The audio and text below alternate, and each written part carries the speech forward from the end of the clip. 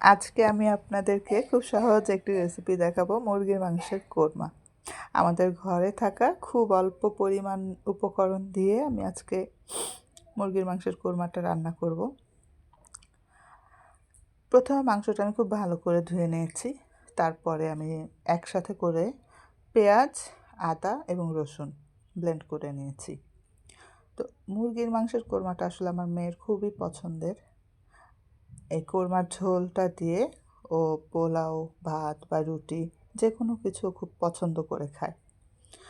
আদা রসুনের সাথে আমরা নিয়েছি টমেটো সস, সাথে গুঁড়া দুধ দিয়েছি, পরিমাণ মতো দিয়েছি লবণ, আর সাথে দিয়েছি অল্প করে একটু চিনি।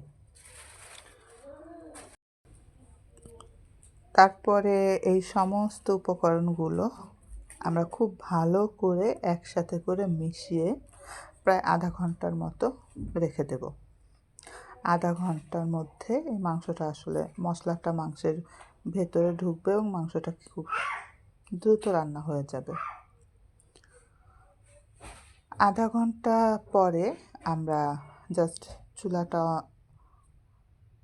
অন করে মাংসটা বসিয়ে দেব।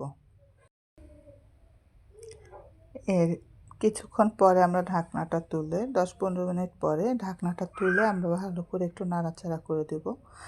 আর এখানে খুব গুরুত্বপূর্ণ একটা বিষয় আমি আপনাদের বলবো, সেটা হচ্ছে আমার এই কোরমাতে আমি কোনো বাড়তি পানি ব্যবহার করিনি।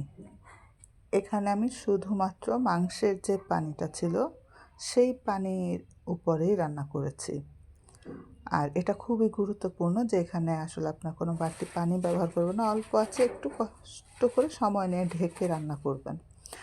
আর তার সাথে আমি একটু পেঁয়াজ বেরেস্তা করে মাংসটা হয়ে যাওয়ার আগে 2-3 মিনিট আগে আমরা কাঁচামরিচ এবং পেঁয়াজ বেরেস্তাটা দিয়ে ঢেকে রেখে 2-3 মিনিট তারপর আমরা মাংসটা নামিয়ে ফেলব। মোটামুটি আমাদের মাংসটা রান্না প্রায় শেষ। এভাবে আপনারা বাসায় রান্না করে খেয়ে দেখতে পারেন, আশা করি ভালো লাগবে। এই কোরমা আপনারা পোলাও, ভাত বা রুটি যে কোনো কিছুর সাথেই খুব ভালো লাগে খেতে। বাসায় অবশ্যই এভাবে রান্না করে দেখবেন। আমি এখানে আসলে বাড়তি তেমন কোনো মশলাই ব্যবহার করিনি। আশা করি বাসায় ট্রাই করবেন। দোয়া করবেন সবাই আমার জন্য আর আমার ছেলে মেয়েদের জন্য অবশ্যই।